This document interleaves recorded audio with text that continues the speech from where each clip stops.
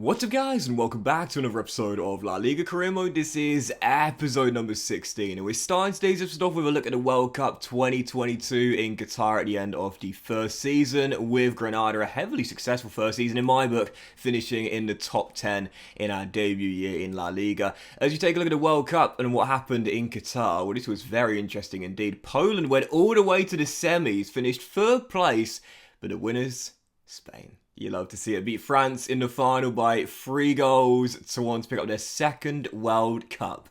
As Spain were champions. There weren't any Granada representatives there, but there will be one day, no doubt about it. So, as we head into the new season today, starting a brand new year with a Granada, you can see the first thing we did before we did begin the new campaign is we changed the position of Santiago Calderon. Now, as we know, this kid came out of the academy as a left back, but I said in this team, I think his future is actually through the middle of the park, either as an anchor man or a deep line playmaker. His passing will need to get better, but his defensive stats are really solid. We know that Montoro, he's about to leave on a free transfer, as I show you here. Puertas is probably going to go. We do have Luis Milla and Ateki and Rashina, who I will be keeping as well, but I think he's got more of a chance playing through the middle of the park than he does at left back. But as we head into the new season with Granada, I honestly could not wait for this, man. As soon as I realised we'd secured safety, yes, there was an outside shot of Europe, but I never really believed we'd get there. I was already plotting what business we'd do in the summer window. And with Granada for season 2, our transfer budget is £17 million. Now, with wage budget alteration, we might be able to knock it up a notch to around 18 to possibly 18.5 if we're lucky. But I do expect us now to have to put players on higher contracts because we are now an established mid-table La Liga side with ambitions of player of Europe, and the board have that exact same ambition as well. In the Copa del Rey, we got to reach the last 16 last year. Less said about it, the better. This year, finishing the European competition place. So, last year we had the outside shot doing it after a really great run of 7 games without a loss. We had an outside shot, but of course we did finish over 10 points behind 7th place in the end. Are we good enough to do that this year? I mean, look, here's the thing, right? We've got a few players that have come back from loan. Antonin, he's training with the reserves for a while after last year's Copa del Rey goal against us and dumped us out. But we've got a couple of players that come back here, like Adrian Marine, who's 75 rated. Also, our new centre-back, Abraham, who's come back on from his loan spell. He's 76 rated. We've got a few decent sort of like first-team squad players that have now come back from their loan spells that could all play roles in the first team here. Plus, we are a young team that's only getting better as the years go by. You look at the average age of this team, and it's a polar opposite to what it was when we inherited this Granada side, which was, well, really old. Let's be honest here. We had a 39-year-old striker. And yes, I know we've got Pepe Reina between the sticks, but he's our backup goalkeeper, and I like him as the vet. But for the most part, it's a young team. It's getting better and better and better. And of course, we've got the wonder kid, Antonio Villar, on the left-hand side, who's only going to get better, I believe, as well. So I think there is definitely a possibility of 7th, 6th or 5th this year, but there's very little chance of the top 4, I would say. You've got a few players that I did deals coming at the end of the year as well. I did decide to give 3 new contracts out. One was to Ismail Ruiz. This is a young 21-year-old holding mid, 67 rated. I need to loan him out to get some first-team football, but with that starting overall and still being very young as well, he could still get better. I did decide to give Rashina a new 1-year extension as well. His contract up come the end of the year, and in this Granada team here, we're only going to have one player that's 30 years older if we let Rashina go, and that's Pepe Reina, who's retiring at the end of the year. So I want another leader in this team and someone that plays regularly. Rashina is that guy, and last year was really good as well. I think the position change has really helped from Rashina. You know, he started off as a right mid, but hasn't got the pace really to play on the wing in this Granada system, but through the middle of the park, he was pretty decent last year, to be fair. And also Domingo Duarte's as well. I gave him a contract extension too, because quite frankly, He's our highest rated defender, and last season we conceded over 70 goals in La Liga, so I can't really afford to let my best and highest rated defender go after last year's defensive disaster class. I guess that's the best way of putting it. So yeah, he got a contract extension too. Danny Raba did leave, by the way, on a free transfer. You saw Montoro go at the end of the season, but also Raba agreed to join Augsburg last season, so he's gone to Germany. Fine, okay with that. Didn't really use him last year either. And we started off the season with 2 bids here for 2 of our top players. Luis Javier Suarez, last year's top scorer for us, 3rd in the league, I believe, and also Sugawara, who we signed to start last year as well. These guys are regular first team players. Suarez was our player of the year last year. last year. I'm not selling them for any price. Absolutely not. If we're going to make Europe 7th, 6th, or 5th, can't really afford to replace either of those guys. But I'm going to sell Aaron Marine. No, this is Aaron Martin and Adrian Marine. Two different players, Doxy Boy. Adrian Marine, he's a left back that came back from his loan spell. He's alright, to be fair, but as I mentioned before, we got two good left backs here already, and for Calderon, I've had to change his position to get him some game time from left back to holding mid. So for Marine, I can't see him getting game time in this team. He's behind Carlos Neva, who's a high-rated left-back and still in his mid-20s, and Alex Centelles, who's in his early 20s and also growing nicely too. So I think it's best just to sell him, really. Get some cash and reinvest that in a different position in the pitch, because at left-back right now, we're totally fine. And also, as well, our Peruvian centre-half too, Abram. I'm going to sell him to Marseille for 10 mil. Marine goes to Benfica for 7.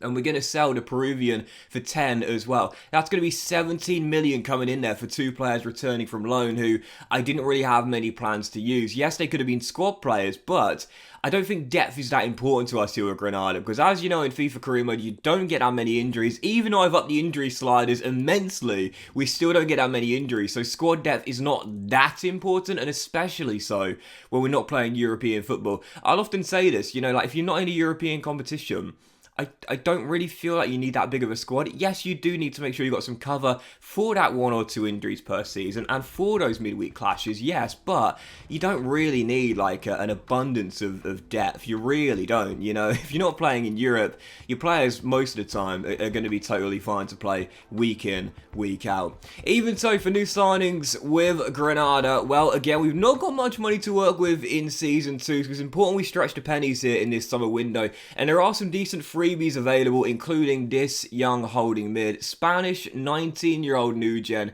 4-star skill moves, 74 rated at just 19. I was kind of stunned to find out he doesn't have any potential whatsoever, but 74 overall is pretty decent, as Abraham does go here to Marseille for £10 million, and he'll be a decent squad player in this team. Obviously, we are going to sell 1 or 2 players, so I'm okay getting in a younger player who's got a decent starting overall to begin with. And you'll see here as well, we did decide to try and loan out a couple of our players, Raul Torrente, who last year was out on loan. I really like the look of this kid, but I just can't get him to game time. 20 years old, but only 69 rated.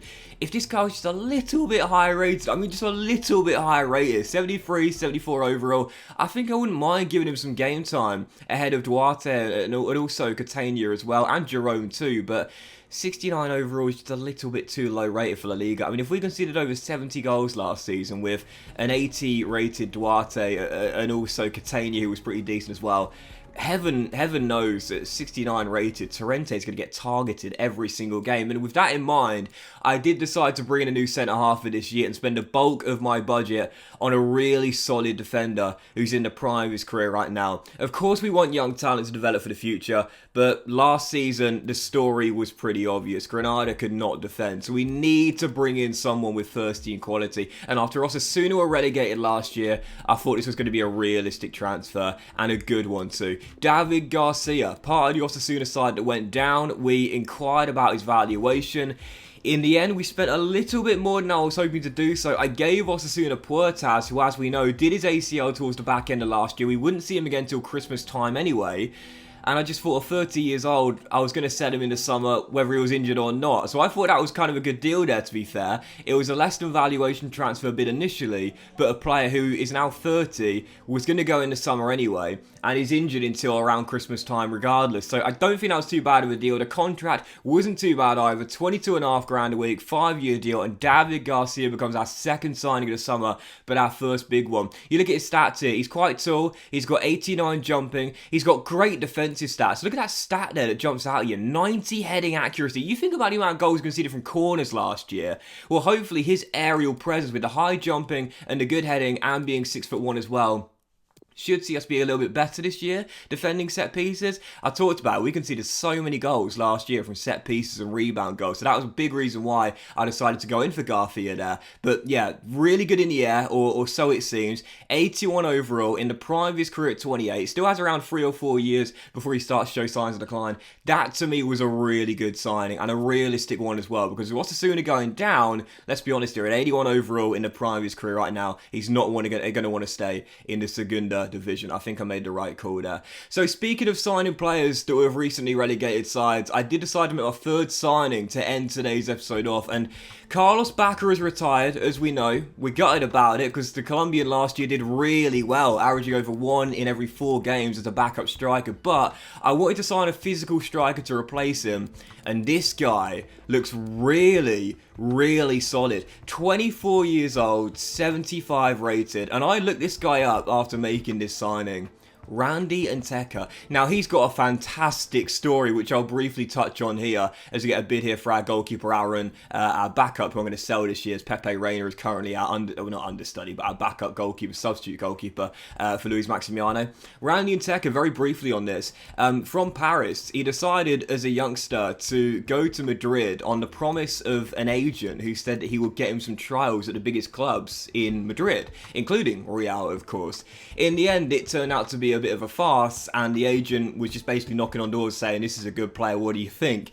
It turns out that for Randy Nteka, as we agree a £10 million deal here, Rayo Vallecano, who is currently out right now, decided to tell him, yeah, okay, go and play for an amateur club, go down the tier in Spanish football, we'll keep an eye on you, we'll monitor your progress, see how you get on. This kid went to an amateur club in Spain, I believe in the 5th or 6th tier, was getting paid €300 a month, and for the most part was cleaning changing rooms. But it really is a rags to riches story because he worked his way up from that with his work ethic and his ability on the pitch combined to rise up the lower leagues in Spain, eventually get spotted by Vallecano, who monitored his progress, decided to take a punt on him, and he's now playing alongside Radamel Falcao in Vallecano's team and helped him secure a good mid-table finish this year. It's a really great story. If I remember, I'll leave a link to it in the description. It's a really interesting read and one of those stories which makes you feel so inspired, you know, so motivated, and prove that you can achieve your dreams if you never give up and you're willing to take a gamble here and there.